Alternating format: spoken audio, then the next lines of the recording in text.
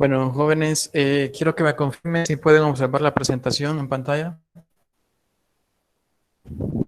Sí, licenciado. Sí, sí, entiendo. Bueno, gracias. Gracias por contestar. Bueno, nos habíamos quedado acá en este tema, ¿verdad? De fuerzas conservativas y fuerzas no conservativas. ¿Sí? Hemos visto la definición de trabajo, ¿sí? Junto con algunos tipos de energía mecánica, que son energía cinética y también la energía potencial. Existen fuerzas conservativas y no conservativas. Hay una diferencia entre ellas. Primero, las fuerzas conservativas son aquellas en el cual el trabajo depende nada más de la posición inicial y la posición final. ¿Sí? Significa que no depende de la trayectoria. ¿Sí? Okay. Eso es lo que nos dice acá estas letras en negritas. Dice, una fuerza conservativa, si el trabajo total realizado por ella es cero cuando la partícula se mueve a lo largo de cualquier trayectoria cerrada que regresa a su posición inicial. Esa es otra manera también de definirla. Ok, bueno, veamos la imagen que tenemos en pantalla. Tenemos el punto 1 y el punto número 2. Y acá tenemos dos trayectorias distintas. La trayectoria A y la trayectoria B, que siguió el cuerpo, ¿verdad? Para llegar del punto 1 al punto 2. ¿Sí? Ahora, si la fuerza que actúa sobre el cuerpo es conservativa, entonces el trabajo que realizó la fuerza para llevar el cuerpo de la posición 1 a la posición 2 a lo largo de la trayectoria A va a ser el mismo trabajo, ¿sí?, que se realizó por la trayectoria B. Y en este caso las dos trayectorias son distintas, ¿sí? Pueden haber varias trayectorias, pero si la posición inicial y la posición final del cuerpo es la misma, pues entonces el trabajo va a ser el mismo. Y por ende las fuerzas también son conservativas.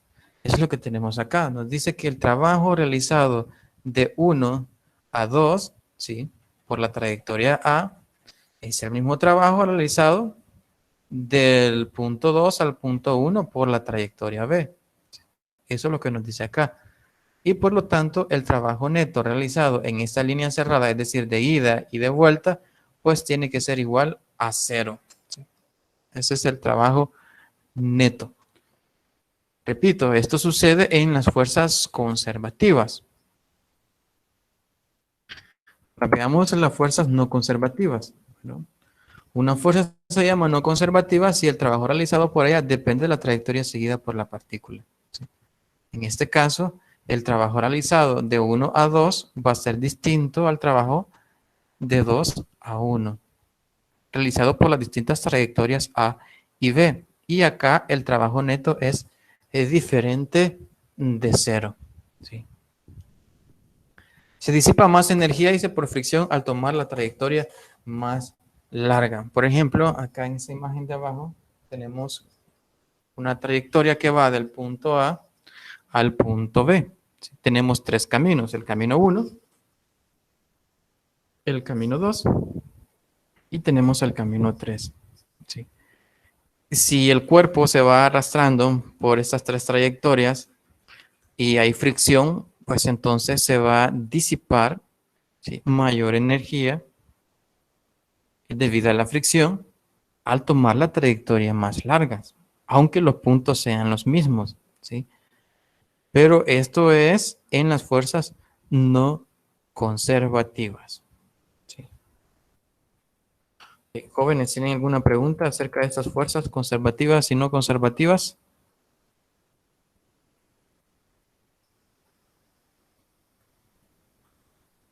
Licenciado, una pregunta. Con respecto a los caminos, ahí pueden existir más caminos. Sí, pueden existir una infinidad de caminos, ¿verdad? No, aquí solo he puesto, bueno, aquí solo he puesto 3, aquí arriba 2. Pueden haber varios, ¿sí? Pueden haber varios, pero la diferencia entre fuerzas conservativas y no conservativas, la diferencia entre ellas radica en que el trabajo realizado por las fuerzas en las conservativas no depende de la trayectoria. Y en las conservativas, perdón, al revés, ¿verdad? En las conservativas no depende de trayectorias y en las no conservativas sí depende de la trayectoria. Licenciado, Dígame. y si tuviéramos dos fuerzas iguales y opuestas o sea, tratan de empujar un objeto, ¿serían conservativas o no conservativas? Ok. Bueno, aquí vamos a hablar entonces de una fuerza neta. ¿Sí? Si son iguales y opuestas, estas fuerzas pueden ser conservativas, ¿sí? Pero pueden ser también no conservativas. ¿Sí? Puede ser de ambas. Por ejemplo, por ejemplo, si estamos deslizando, ¿sí? O empujando un cuerpo y se aplica una fuerza, ¿sí? En caras opuestas al cuerpo, podemos decir que esas son fuerzas conservativas, ¿sí? Aunque en realidad la fuerza neta ahí va a valer cero, por lo tanto el cuerpo si está en reposo va a seguir en reposo. Y si está en movimiento, el rectilíneo uniforme seguirá en este movimiento, porque la fuerza neta es cero. Esto es la primera ley de Newton, ¿sí? Por lo tanto, como la fuerza neta realizada es cero, también el trabajo neto, ¿sí? Realizado va a valer cero. Y como es cero, nosotros veíamos anteriormente, ¿verdad? En las fuerzas conservativas, el trabajo neto vale cero, ¿sí? Aunque el trabajo neto también puede valer cero en fuerzas no conservativas. Por ejemplo, eh, si nosotros queremos, ¿sí?, empujar un automóvil, ¿sí?, lo que impide que el automóvil se mueva al inicio cuando lo empujamos es la fuerza de fricción estática que hay entre el pavimento y las llantas del automóvil, ¿sí? Entonces una persona puede estar aplicando fuerza y puede no mover el automóvil. En este caso, la fuerza de fricción, que es una fuerza no conservativa, ¿sí?, va a ser igual a la fuerza que la persona está realizando y podemos llamar a esa como una fuerza conservativa. En este caso aquí están actuando dos fuerzas. Ahora, el auto no se va a mover, por lo tanto el trabajo neto es cero. Sí, pero aquí más que todo lo estamos viendo, o cuando me hace esa pregunta de que dos fuerzas opuestas, más que todo nos estamos refiriendo a la fuerza neta que actúa sobre el cuerpo. Y como se anulan entre sí las fuerzas, entonces la fuerza neta es cero y el trabajo va a valer cero. Independientemente si estas sean fuerzas conservativas o sean fuerzas no conservativas. ¿Sí? Eh, no sé si hay otra pregunta.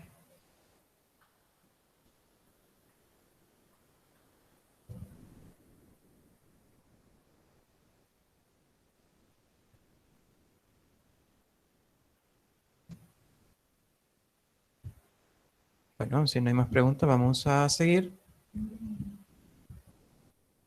ahora con la energía mecánica, es decir, la conservación de la energía mecánica.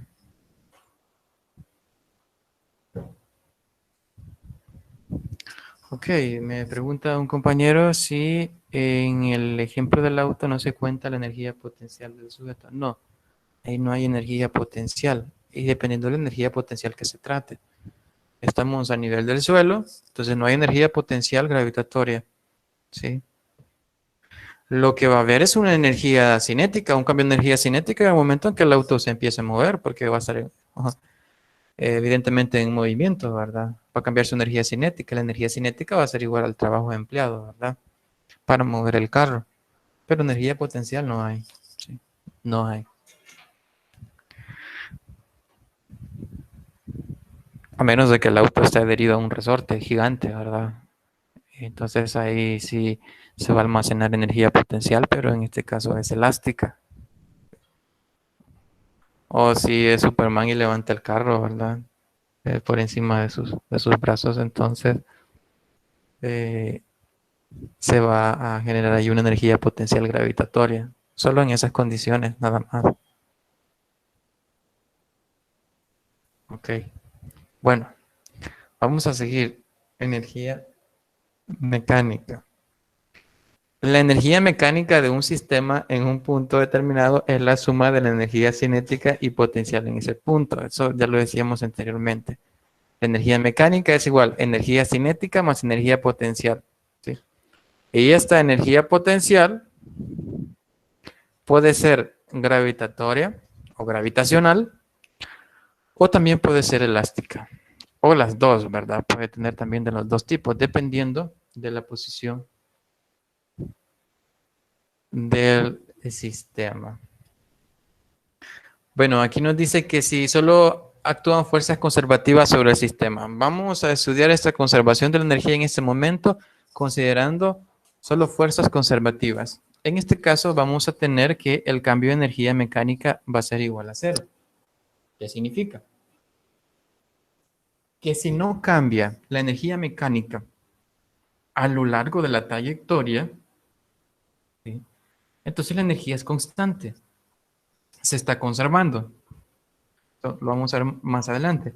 Ahora, el cambio de energía mecánica va a ser igual al cambio de energía cinética más el cambio de energía potencial, y eso tiene que ser igual a cero, ¿sí? Y dado que tenemos esto, recordemos que el cambio de energía cinética es igual a energía cinética final menos energía cinética inicial. Después lleva el signo más el cambio de energía potencial, que es igual a la energía potencial final menos la energía potencial inicial, ¿sí? Y eso es igual a cero. Ahora, la energía cinética inicial y la energía potencial inicial tienen signos negativos. Si lo paso al otro lado de la ecuación, van a pasar con signo positivo y vamos a tener esta última ecuación que tenemos acá, el cual nos dice que la energía cinética final más la energía potencial final va a ser igual a la energía cinética inicial. Aquí es inicial, ¿verdad? No es final. Hay un error acá. Más energía potencial inicial. Ahora, energía cinética final más energía potencial final, eso es energía mecánica final. Y energía cinética inicial más energía potencial inicial, eso es energía mecánica inicial. Entonces, vamos a resolver problemas en los cuales solo nos interesa el estado inicial, es decir, la posición inicial del cuerpo. Ahí va a tener el cuerpo una energía mecánica inicial, que va a ser igual a la sumatoria de las dos energías, potencial y cinética. Y cuando este cuerpo se mueva a un punto 2, en ese punto 2 va a tener otra energía, y esta es energía mecánica final, ¿sí?, que va a estar compuesta por los dos tipos de energía, que es potencial y cinética. ¿Ok? Entonces, utilizaremos esta expresión para resolver algunos problemas. Pero lo que debemos de decir acá es que la energía se conserva, ¿sí? Significa que la energía mecánica es igual a la energía cinética más la energía potencial, ¿sí? Y eso es igual a una constante. Es igual a una constante. Bueno, eso lo podemos observar en esta imagen que tenemos acá. Fíjense. Cuando el carrito, ¿sí?, de la montaña rusa se encuentra en su máxima altura, aquí tiene una energía potencial. Una energía potencial y una energía cinética, ¿sí? Si el carro va despacio, pues decimos que tiene una energía cinética mucho menor que la energía potencial, ¿sí? Ahora, la energía mecánica total es la sumatoria de esas dos energías. Ahora, cuando baja, ¿sí?, al punto más bajo, aquí en el punto B, ¿sí?, como la altura ha disminuido, entonces la energía potencial va a disminuir. Ajá, pero ¿qué se hizo la demás energía potencial? Bueno, se transformó en energía cinética, porque en ese punto B el carro lleva una mayor velocidad, ¿sí? El carrito, ¿verdad?, de la montaña rusa lleva una mayor velocidad. Entonces, la energía potencial que se perdió, ¿sí?, se transformó en energía cinética. Y cuando sube de nuevo, va disminuyendo su velocidad, pero la energía potencial va aumentando, porque va aumentando la altura, ¿sí? Entonces se compensa, ¿verdad? La pérdida de energía potencial se convierte en cinética, o la pérdida de energía cinética se convierte en energía potencial, para que la sumatoria de ambas sea constante en toda la trayectoria, ¿sí? Y por eso la energía se conserva. Es decir, la energía mecánica en este punto B es la misma que la energía mecánica en el punto A. ¿Sí? Lo único que va a cambiar son los valores individuales de sus componentes. En el punto más bajo va a ser mayor la energía cinética, en el punto más alto va a ser mayor la energía potencial, ¿sí? Eso es en cuanto al principio de conservación para fuerzas conservativas. ¿Sí? Ahora, ¿qué pasa con las fuerzas no conservativas? Lo que tenemos acá. ¿Qué sucede cuando las fuerzas no son conservativas? ¿Sí? Bueno, cuando hay fuerzas no conservativas como la fricción, resulta lo siguiente, que en realidad la energía mecánica inicial va a ser mayor que la energía mecánica final. ¿Por qué? Bueno, porque al transcurso de la trayectoria se perdió dicha energía. Bueno, en realidad se transformó, pero aquí vamos a decir que se ha perdido, ¿verdad? ¿Por qué? Porque no va a ser la misma. La energía mecánica inicial no es igual a la final. La final va a ser menor porque se disipó energía, ¿sí? Bueno, debido a ella, dice, a la fuerza de fricción también se le conoce como disipativa. En este caso decimos que la fuerza no conservativa es la fuerza de fricción. Bueno, si existe, dice, la fuerza de fricción o rozamiento como única fuerza no conservativa, vamos a tener lo siguiente. Aquí ya no vamos a tener que el cambio de energía va a ser igual a cero, sino que el cambio de energía es igual al trabajo realizado por la fuerza de fricción. Ahora, fíjese bien, que anteriormente nosotros decíamos que el cambio de energía mecánica debe ser igual a cero. Nos referimos a que la energía mecánica no debe de cambiar, tiene que ser constante, pero en fuerzas conservativas. En fuerzas no conservativas hay un cambio de energía mecánica. Ya lo decíamos, ¿verdad? Que la energía mecánica inicial es diferente a la final, entonces hubo un cambio de energía mecánica. Y ese cambio de energía mecánica se debe al trabajo realizado por la fuerza de fricción, el cual es una fuerza no conservativa, ¿sí? O disipativa. Okay. En este caso, la energía mecánica dice que se disipa, se transforma en calor. Es decir, el trabajo realizado por la fuerza de fricción se transforma en energía térmica. En este caso, si el cambio de energía mecánica, dice, si delta M es la pérdida de energía mecánica y Q es la energía calorífica que se produce, vamos a tener lo siguiente, que el calor que se generó o la energía en forma de calor es igual al cambio de energía mecánica que se perdió. Por eso lleva el signo menos, ¿verdad? Y si esta expresión la pasamos a otro lado, pasa con signo positivo, lo cual nos dice que el cambio de energía mecánica más el calor o la energía térmica va a ser igual a cero. ¿Sí? Entonces aquí lo que hacemos es establecer una relación general, ¿verdad? Con el cambio de energía mecánica y la energía que se produjo, en este caso, la energía calorífica o energía térmica. Ok, ¿hay alguna pregunta, jóvenes, hasta el momento? Dolly, todo bien. Bueno, vamos a seguir entonces. Ahora veamos la ley de conservación de la energía, pero de manera general. Es decir, considerando fuerzas conservativas y no conservativas. Para este caso tendremos lo siguiente, que los cambios en la energía cinética más los cambios en la energía potencial, ¿sí? Y las dos unidas sería el cambio de energía mecánica, más el calor, ¿sí? Más los cambios en otras formas de energía tiene que ser igual a cero, ¿sí? Entonces, con eso se explica lo que les decía anteriormente. Ok, la energía mecánica inicial que lleva el cuerpo es mayor que la final cuando hay una fuerza que disipa la energía. Pero en este caso, ya no vamos a afirmar que la energía se perdió. Si bien es cierto, la energía mecánica final va a ser menor que la inicial, podríamos decir que se perdió la energía, ¿verdad? Dado que es menor. Pero en realidad no es así. Lo que pasó es que esa energía se transformó. ¿Sí? Se transformó. En este caso, bueno, la energía, el trabajo realizado por la fuerza de fricción transformó dicha energía en calor. ¿Sí? O también cambios en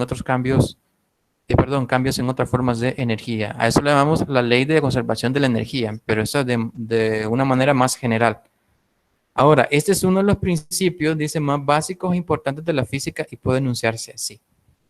Que la energía total no aumenta ni disminuye en ningún proceso. La energía puede transformarse de una forma a otra y transferirse de un cuerpo a otro, pero la cantidad total permanece constante. ¿Sí? Entonces, no es válido afirmar que la energía se ha perdido, ¿verdad? Sino que se ha transformado. ¿Sí? Parece que les decía también que es Una manera incorrecta de decir producir energía. La energía no se produce, esta se transforma. ¿Sí?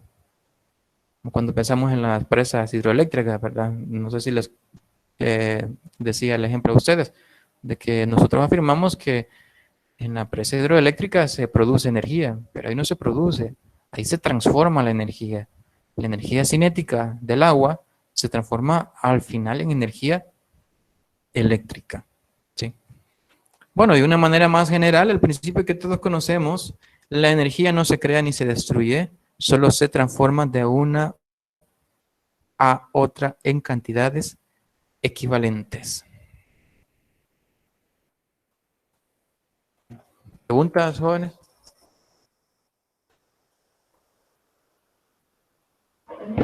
Lick, eh, bueno, que yo sepa, parte de la energía en las centrales eléctricas se pierde en calor por la fricción de las turbinas. Sí, así es. Así es. Entonces, no toda la energía cinética del agua se transforma en la energía eléctrica, sino que hay pérdidas, es cierto. Hay pérdidas debido a la fricción. Sí. Pero bueno, en realidad hay otras transformaciones, ¿verdad? En calor, en forma de calor. Vamos a hablar así, porque hablar de pérdida estamos diciendo como que si esta energía se destruye, ¿verdad? Pero no se destruye, solo se transforma. Muy bien. ¿Hay alguna otra pregunta o comentario?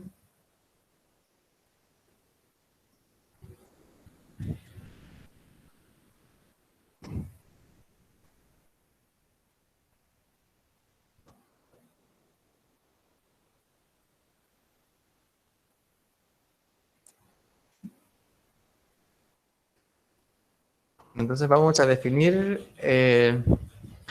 un nuevo concepto, el cual es potencia. ¿Sí?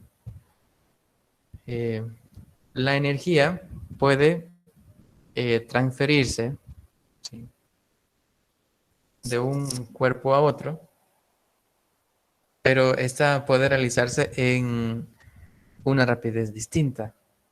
Entonces, para establecer esas dos relaciones entre el tiempo y el trabajo, ¿sí?, hacemos uso de la potencia, la cual se define como la rapidez a la cual se efectúa un trabajo, o bien la rapidez a la que se transforma la energía. ¿Cómo calculamos la potencia? Bueno, aquí tenemos que la potencia igual al trabajo sobre tiempo. Esto es la energía transformada, es el trabajo, ¿sí?, sobre el tiempo. Las unidades de trabajo, pues son joules y las de tiempo es segundo. Por lo tanto, las unidades de la potencia son joules sobre segundo, y eso es lo que nosotros llamamos watt, ¿sí? Y de manera simbólica, la potencia va a ser igual a W sobre T, donde W es el trabajo, o también el cambio de energía, ¿verdad? Porque acordémonos que la energía la definimos como la capacidad que tiene un cuerpo para realizar un trabajo. Entonces, trabajo es igual a cambio de energía. Entonces, cuando no utilicemos trabajo en esa ecuación, podemos utilizar cambio de energía sobre el tiempo. Y eso nos dará la potencia.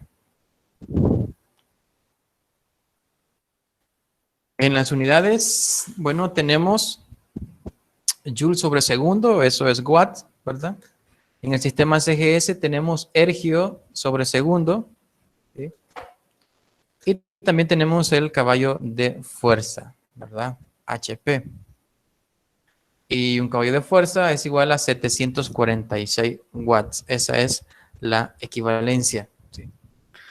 Ahora, la potencia nosotros la podemos relacionar con otras magnitudes, no solo con el trabajo o el cambio de energía. Fíjense bien acá en las ecuaciones. ¿Sí? Nosotros decíamos anteriormente que el trabajo era igual a la fuerza por el desplazamiento. Entonces, en la ecuación que tenemos que nos dice que esta es igual al trabajo sobre el tiempo, en vez de escribir el trabajo, vamos a escribir las expresiones para el trabajo, que es fuerza por desplazamiento. Eso sobre tiempo, ¿sí? Y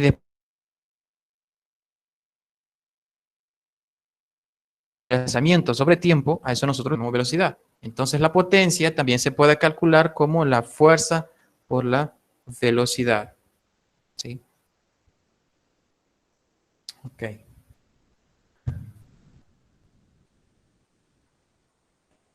Luego, Pasamos a las aplicaciones de la inyección hipodérmica.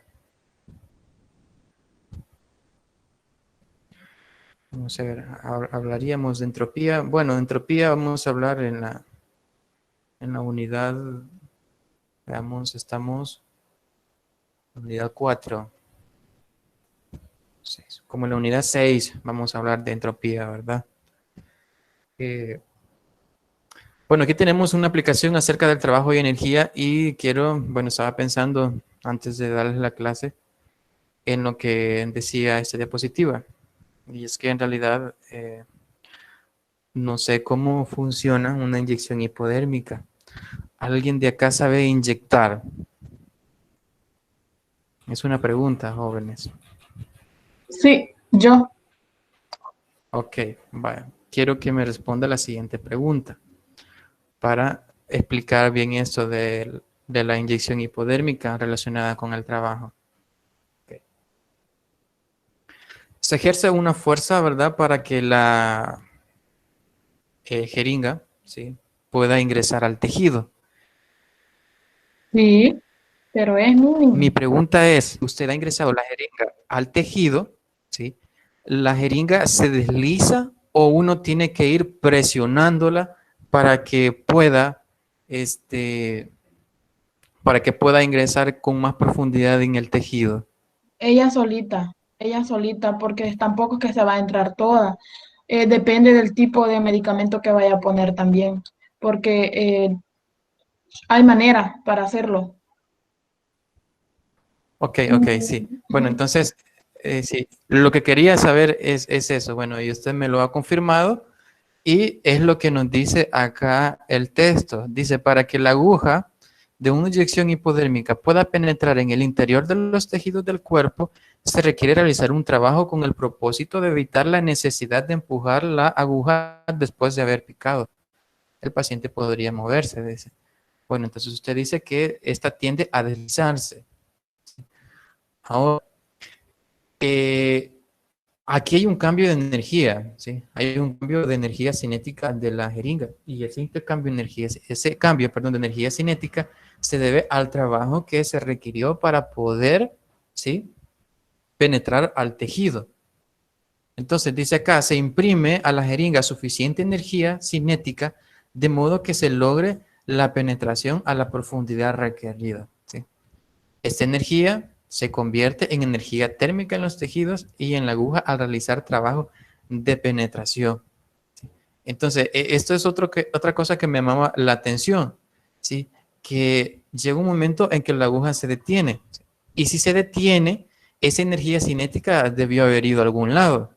Y aquí dice que esa energía se convierte en energía térmica en los tejidos y en la aguja al realizar el trabajo de penetración.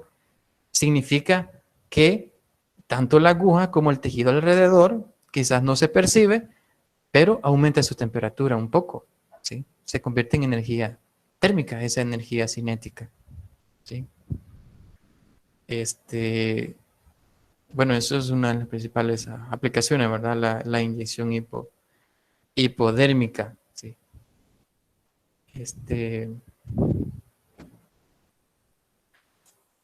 Ahora vamos a hablar de la transformación de energía en los animales.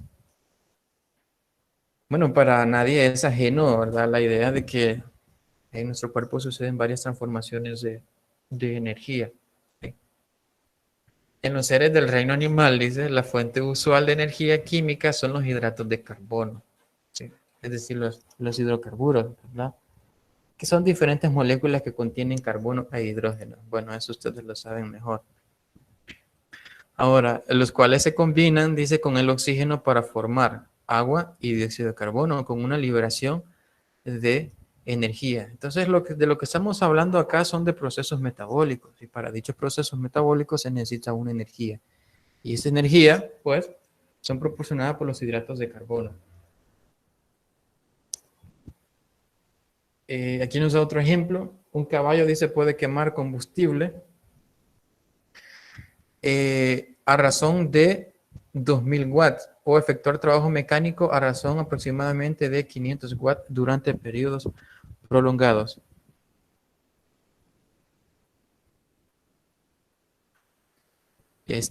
Bueno, estoy leyendo aquí en los comentarios, un compañero pregunta, ¿y cómo es esto? ¿Tiene que ir en un ángulo concreto? Bueno, tengo entendido que sí. No sé si tiene que ser perpendicular al tejido o depende de la, de la inyección que se coloque, ¿sí? No sé, la compañera que ha inyectado, si puede responderle eso al compañero Jonathan.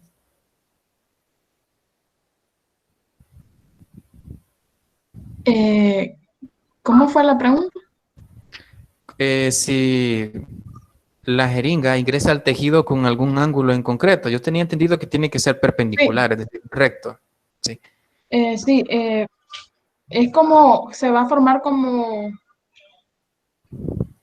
le digo, depende, porque se puede poner casi acostadita, por decirlo así, me puede entender, y algunas maneras también se puede dar que así, paradita, pero es mínimo, mínimo, y a mí me dijeron, cuando a mí me dijeron, solo me explicaron, explicadito, de que tenía que imaginarme un plano cartesiano, ya sea en el glúteo, y poner dos dedos arriba del punto. Entonces, y ahí a inyectar, por ejemplo, eso es en el glúteo. Ya en el brazo es diferente, pero casi lo mismo. Se imagina el plano cartesiano y a partir de ahí dos dedos arriba, lo mismo. Y con respecto a la pregunta de Jonathan, sí, se forma un ángulo, pero como dije anteriormente, depende del tipo de medicamento a que se vaya a poner. Lean un poquito y se Ok, darán cuenta. sí, sí. Sí, tengo entendido que sí, era perpendicular, ¿verdad? Con un ángulo de 90 grados, tal como usted lo explicaba. Ahora, son diferentes los términos, ¿verdad? A inyección que extraer fluido, ¿verdad? Corporal. El más Sí, común, sangre, ¿verdad? El más común, sangre, porque cuando extraen sangre, pues, ahí bueno, sí yo va como así nunca con veo, el ¿verdad? ángulo de 90. Ahí sí. Ahí también, bueno. Ajá. O acostadita. Lo más común es acostadita. Así y solo se pone mínimo. Y ahí viene, solo se va jalando. Y ahí viene la sangre. Eso no lo he hecho, pero he visto y creo que todo. Y pues Ok. así se hace. Bueno, gracias. Bueno, aquí Tatiana dice que si es intradérmica tiene que ser un ángulo de 15 grados. Bueno, en realidad entonces hay varios tipos de inyección, ¿verdad? Por eso quizás acá definíamos inyección hipodérmica. ¿Sí? Eh, bueno, habría que ir a investigar, ¿verdad? Los tipos de inyección. Bueno, ustedes van a saber eso, a medida vayan avanzando en su formación como futuros doctores, ¿verdad? Pero eso no quiere decir que usted no pueda leer aparte o aprender, ¿verdad? Bueno, vamos a dejar por acá hasta el momento el tema de las inyecciones. Vamos a seguir con las formaciones energéticas en los animales. Ok. El Homo sapiens, bueno, decir el hombre, ¿verdad? Es un animal pequeño, dice, y en el mejor de los casos puede desarrollar aproximadamente del orden de 100 watts de trabajos mecánicos por unidad de tiempo. No confundir esto, estamos hablando de trabajo, ¿sí? Pero estamos representando las unidades en watts, porque nos estamos refiriendo a trabajo mecánico por unidad de tiempo, ¿sí? Entonces, esto es lo que desarrolla el hombre, ¿verdad? En 100 watts. Ahora, dice que incluso durante el sueño, un humano adulto normal quema su combustible a un ritmo de aproximadamente 75 watts, ¿sí? Es decir, mientras dormimos gastamos 75 joules por segundo, ¿sí? Y solo para mantener en actividad sus funciones corporales, quema su combustible a un ritmo de aproximadamente 80 watts. Esto es cuando se está despierto, ¿verdad? Veamos, y solo para mantener actividad sus funciones corporales. Ok. Más adelante vamos a distinguir el término también velocidad metabólica. Bueno, aquí está abajo. Perdón. A esto se le denomina de régimen metabólico basal, ¿sí? Que es el combustible, ¿sí? Que gasta, ¿verdad? El ser humano cuando éste está relajado y despierto. Vamos a ver más adelante un ejercicio relacionado con eso. Aquí tenemos otros ejemplos. Cuando se está despierto, dice, como en una clase de física, y no estamos hablando de educación física, ¿verdad? Sino que en esta clase de física, un estudiante emplea aproximadamente 150 watts, ¿sí? Estamos hablando de trabajo mecánico por unidad de tiempo, ¿verdad? 80 watts, ¿sí?, que se necesita para realizar las funciones básicas, ¿verdad? Se disipan alrededor de 40 watts, ¿sí?, en el cerebro, es decir, por estar procesando, por estar pensando, por todas las funciones que está realizando el cerebro en este momento, estamos generando esta potencia, ¿verdad? 40 watts por segundo, ¿sí? En teoría, ¿verdad? Quizás hay algunos que generan más potencia. Y 15 watts en el corazón y el resto en realizar otras actividades. Ok. Bueno, eso es un ejemplo, ¿verdad? Cuando se hace ejercicio, dice moderado, tal como caminar lentamente, se emplea alrededor de 230 watts. Eso es para que tengamos una idea, ¿verdad? Nada más. Cuando andamos en bicicleta, dice, a 16 kilómetros por hora o al nadar a 1.6 kilómetros por hora, una persona emplea alrededor de 500 watts, ¿sí?, de trabajo mecánico por unidad de tiempo. Ejercicios más vigorosos, dice, como el baloncesto, requieren alrededor de 700 watts. ¿Sí? Es decir, se necesita un consumo mayor de energía. Ahora, con ejercicios aún más vigorosos, tal como participar en una carrera ciclista de alta velocidad, un ser humano en buena condición física puede exceder los 1000 watts. ¿Sí? Pero solo unos 100 de ellos se transmiten al exterior del cuerpo como energía mecánica. Okay. Estos son algunos ejemplos, ¿verdad?, del gasto o consumo o transformación de energía. Ahora vamos a hablar de la velocidad metabólica basal, ¿sí? No, perdón, solo velocidad metabólica. Luego vamos a ver la velocidad metabólica basal. La velocidad metabólica o tasa de consumo energético, ¿sí?, de una persona que realiza una actividad concreta se mide recogiendo todo el aire que exhala en 5 minutos. ¿Sí? Es decir, va a estar relacionado, ¿sí?, con el consumo de oxígeno durante 5 minutos. Ahora, a continuación dice, se analiza el contenido de oxígeno de este aire exhalado para determinar la cantidad de oxígeno consumido por minuto. Dicho de otra manera y expresada de una forma matemática, vamos a obtener lo siguiente. Primero, el oxígeno consumido reacciona con los carbohidratos, las grasas y proteínas del cuerpo, expulsando un promedio de 4.8 kilocalorías, ¿sí?, o lo que es lo mismo, 2 por 10 a la 4 joules de energía por cada litro de oxígeno consumido, ¿sí? Es decir, por cada litro de oxígeno nosotros consumimos, ¿sí?, se está liberando un promedio de 2.0 por 10 a la 4 joules de energía. Entonces, la velocidad metabólica de una persona va a ser igual al consumo de oxígeno de la persona multiplicado por un factor de conversión. ¿Y cuál es el factor de conversión? Pues ese que tenemos acá arriba, ¿sí?, en el cual un litro de oxígeno, ¿sí?, equivale a 2.0 por 10 a la 4 joules. Es lo que tenemos acá abajo, ¿sí? Entonces, basta con saber cuál es el consumo de oxígeno de una persona y eso se multiplica por ese factor de conversión y se encuentra la velocidad metabólica.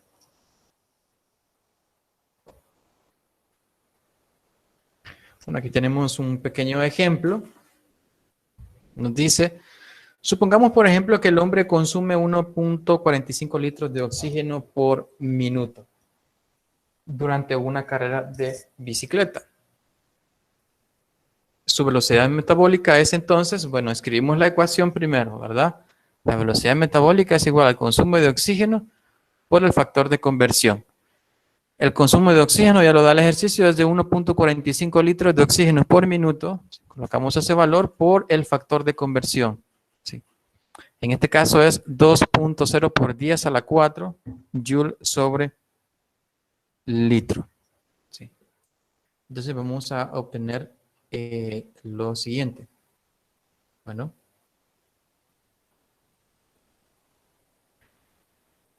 1.45 por 2 por 10 a la 4 da un valor de 2.9 por 10 a la 4. ¿Sí? Y las unidades, bueno, se eliminan litro con litro, me queda joule sobre minuto.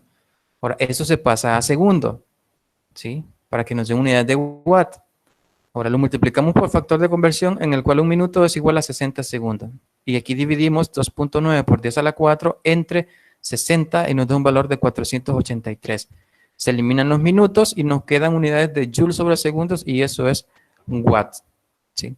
Entonces la velocidad metabólica de una persona, bueno, este ciclista es de 483 watts. ¿Sí? Y aquí nos dice una afirmación que la velocidad metabólica de una persona va a depender de su tamaño y también de su actividad física. ¿Sí? Entonces basta con que nosotros sepamos cuál es el consumo de oxígeno, ¿sí? Por unidad de tiempo, y eso multiplicarlo por el factor de conversión, podemos encontrar la velocidad metabólica, ¿sí? Es decir, la velocidad con la que se está consumiendo la energía. Bueno, y eso es expresado en watts, ¿verdad? El trabajo por unidad de tiempo. Eso es la velocidad metabólica en general, ¿verdad? ¿Sí? Ahora, existe una velocidad metabólica basal. Con fines médicos, dice, es necesario tener una medida de la velocidad metabólica que controle los factores de tamaño y la actividad física. Para controlar el efecto de la actividad física se mide condiciones metabólicas en condiciones normalizadas, a las que llamamos condiciones basales, en las cuales la persona está despierta, pero por otra parte en reposo absoluto. ¿Sí? Entonces, la condición en la que la persona está despierta y en reposo absoluto es una condición basal. ¿Sí? Ahora, en estas condiciones se ha obtenido que la velocidad metabólica normal es proporcional al área de la superficie del cuerpo de la persona. Entonces, ¿cómo calcular la velocidad metabólica basal? Bueno, de la siguiente manera. La velocidad metabólica basal, ¿sí?, se calcula dividiendo la velocidad metabólica, ¿sí?, entre el área corporal. ¿Sí? Aquí tenemos un ejemplo. Una persona mientras está en completo descanso dice que consume 15 litros de oxígeno en una hora. ¿Sí? Primero calculamos su velocidad metabólica. ¿Sí? Recuerden que la velocidad metabólica es igual al consumo de oxígeno por el factor de conversión. ¿Sí? El consumo de oxígeno de acá pues es 15 litros sobre horas. ¿Sí? Y eso lo multiplicamos por el factor de conversión, que es 2.0 por 10 a la 4 joule sobre litro.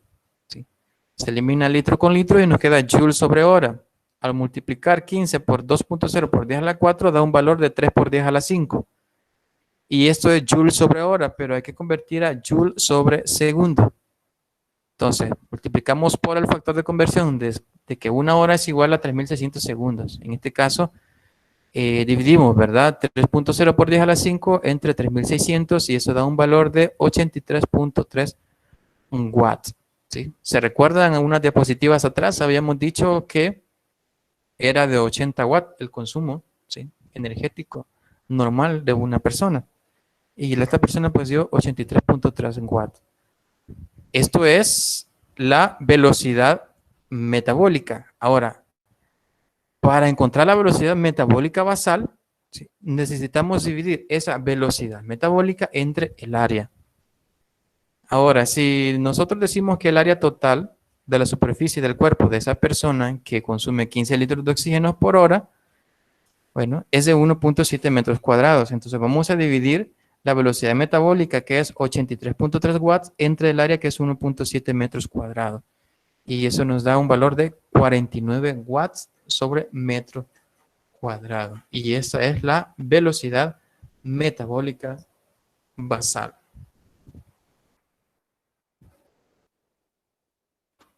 Licenciado, Dígame. ¿y cómo calculamos el consumo de oxígeno de una persona?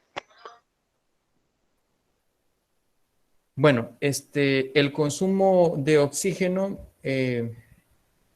bueno, por lo general, en los problemas que tienen que ver con física, pues ya va a estar determinado. Pero eh, había una forma, les debería, ¿verdad? Les voy a deber la forma de calcular el consumo de oxígeno. Si no recuerdo en este momento. Inclusive hacíamos un, un laboratorio en el que calculamos la velocidad metabólica basal.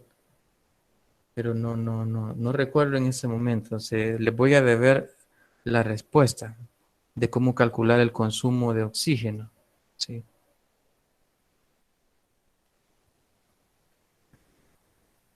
No sé si hay alguna otra pregunta.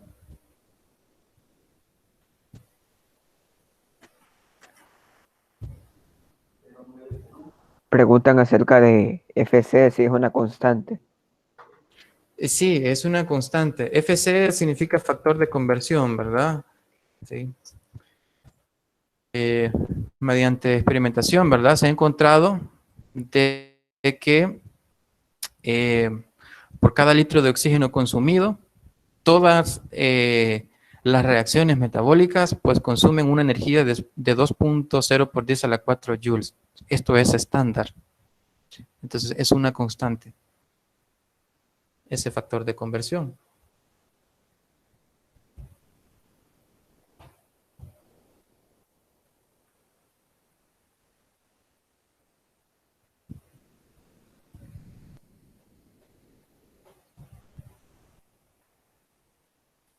Okay.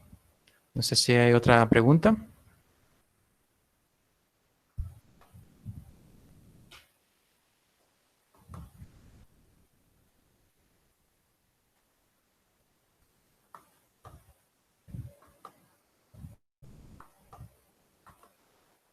Creo que no, licenciado. Bueno, solo esperen un momento, jóvenes. Un momento, por favor. Solo voy a buscar algo por aquí. Un momento.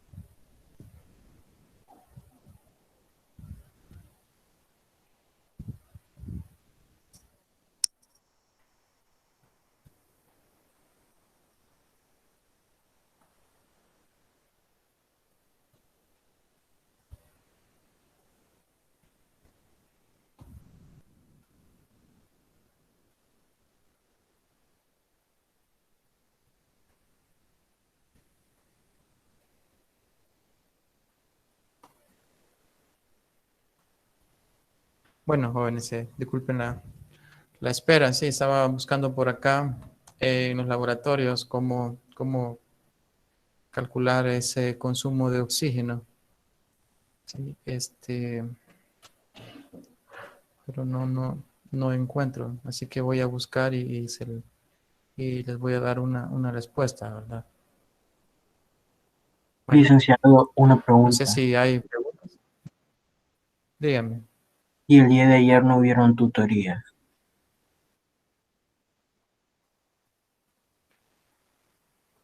Pues creería yo que no, porque no sé si es que yo les tenía que mandar el enlace, pues a mí no me mandaron nada, ¿verdad? Pero ya vamos a hablar de eso. Primero, no sé si hay alguna pregunta acerca de la clase, y si no, pues voy a detener la grabación en este momento. De mi Bueno, parte no, Lick. entonces, un momento, por favor. Bueno, voy a detener la grabación, un momento.